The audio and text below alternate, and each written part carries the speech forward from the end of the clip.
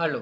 आज हम करेंगे एक्सरसाइज 8A का प्रश्न नंबर 17 और 18, जिसमें हमसे दिया गया है क्वेश्चन नंबर 17 में हमसे कहा है कि tan थीटा बराबर A/B है, तो सिद्ध कीजिए कि B sec theta into A cosec theta बराबर 1 होगा। तो पहले मैं एक त्रिभुज बना देता हूँ जिसमें हमें दिया गया है, अब कोण थीटा है तो हम थीटा मानेंगे इसे। इस त्रिभुज को अपने मन से मान लेते हैं हम लोग ए, बी और सी। हमें दिया है tan थीटा बराबर A/B, यानी कि लंब बट्टे आधार। लंब होगा A, आधार होगा B। हमें पता है जो इसका कर्ण होगा वो आएगा अपने आप अंडर रूट में A² प्लस B²। वो आपको पता है, अगर आप चाहें तो मैं फिर दोबारा बता सकता हूँ। जैसे हमें पता है कि कर्ण का वर्ग बराबर, जो कर्ण का वर्ग होता है वो होता है लंब का वर्ग प्लस के आधार का वर्ग। अब हमें पता है लंब हमारा A है और आधार B है, और जब K पे से वर्ग हटेगा, K पर से वर्ग हटाएंगे तो इस पे अंडर रूट आ जाएगा ऐसे।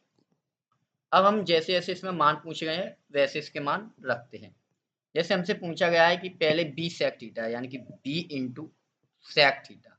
अब आपको पता है कि जो लाल बट्टे कक्का जो लंब आधार और फिर द्वारा लंब है, ऐसे पढ़ते हैं, तो sec थीटा बराबर होगा कर्ण बट्टे आधार। तो कर्ण हमारा है अंडर रूट के A² प्लस B² और बट्टे में आधार आएगा हमारा B upon A into cosec theta. Cosec बराबर होगा कर्ण बट्टे लंब। कर्ण है हमारा A² प्लस B² और बट्टे में आ जाएगा A। अब हमें पता है कि यहाँ पर हम चाहें तो इसे काट सकते हैं। इस B से ये वाला B कट जाएगा, ये इससे ये कट जाएगा, इस A से ये A कट जाएगा। हमारे पास सिर्फ बचा यहाँ पर अंडर रूट में A² प्लस B² और सेम नीचे भी। ये फिर अगेन एक दूसरे से फिर कैंसिल आउट और हमारे पास वैल्यू आ जाएगी 1। अगर हम ये पाइथागोरस ना लगाएं तब भी हमारे पास इसका आंसर निकालना बड़ा आसान है। कैसे, वो देखते हैं हम लोग। जैसे हमें दिया है कि हमें पता है B sec थीटा को हम लोग लिख सकते हैं 1/cos थीटा अपॉन साइन को sec को लिख सकते हैं हम लोग 1/sin थीटा। अब ये जो साइन है ये यहाँ आ जाएगा और ये कॉस इधर आ जाएगा, यानी कि जो इक्वेशन हमारे पास बनेगी इसके आगे लिख देता हूँ मैं, आप कॉपी में इसके नीचे लिखेंगे b into sine theta upon पट्टी में a कॉस थीटा। अगर मैं ये b बट्टे ए बाहर लिखूँ और गुणा लगा के, हमें पता है साइन बट्टे कॉस होता है tan थीटा, और हमें tan थीटा का मान यहाँ पर दिया हुआ है कितना, a/b। फिर द्वारा अगेन ये दोनों एक दूसरे से कट जाएंगे, ए से ए कट जाएगा, बी से बी कट जाएगा और फिर हमारे पास आ जाएगी वैल्यू 1। अब एक और सवाल इसमें हमें दिया है क्वेश्चन नंबर 18 में हमें दिया गया है कि cos a बराबर 4/5 है। तो cos बराबर में पता है क्या होता है, आधार बट्टे कर्ण। तो मैं पता है इसका जो लंब होगा वो 3 होगा। मैं इसको यहीं पर बिल्कुल शॉर्ट में कर देता हूँ और आपको ये पता होना चाहिए कैसे है। अब हमें दिया गया है कि tan a बट्टे 1 प्लस tan स्क्वायर a का मान हमें इक्वल दिखाना है sin a बट्टे sec a के। तो tan थीटा बराबर होगा लंब बट्टे आधार। तो tan a बराबर पहले मैं वैल्यू लिख लेता हूँ, लंब बट्टे आधार। लंब है हमारे पास 3 और आधार है हमारे पास 4। ऐसे ही sin थीटा बराबर होगा हमारे पास लंब बट्टे कर्ण। लंब है हमारे पास 3 और कर्ण है हमारे पास 5। sec थीटा बराबर जो हमारे पास होगा वो होगा हमारे पास कर्ण बट्टे आधार। कर्ण है हमारे पास 5 और आधार हमारे पास है 4। अब इनमें LHS बराबर RHS का मान रखेंगे। अब इसको भी मैं दो तरीके से बताने की कोशिश करूंगा, अगर आप समझें तो। पहले हम करते हैं वैल्यू पुटिंग से, जिसमें हम मान रखेंगे कैसे कैसे हमें मान रखने हैं। तो थोड़ा स्लाइड ऊपर चलते हैं और देखते हैं। जैसे हमें दिया है tan a upon 1 plus tan square a, ये है हमारे पास LHS। इसमें हम वैल्यू रखते हैं और हमें सिद्ध क्या करना है इसमें, साइन ए बट्टे सेक ए, ये हमें सिद्ध करना है। इसे दो तरीके से सिद्ध कर सकते हैं, एक तो वैल्यू पुटिंग और एक बिना वैल्यू पुटिंग के भी हम लोग कर सकते हैं।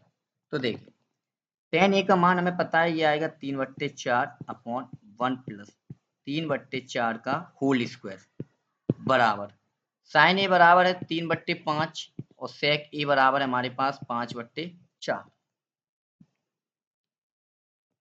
वैसे तो मैं इन्हें साथ साथ कर रहा हूँ, पर जब आप कॉपी करेंगे तो इन्हें LHS बराबर RHS दिखाना। पहले मैं एक पार्ट को कर लेता हूँ, फिर जैसे ये वाला हमारा होगा RHS राइट हैंड साइड। पहले इसको देखते हैं, ये हुआ 3/4/1 प्लस 9/16, ये 16 है हमारे पास।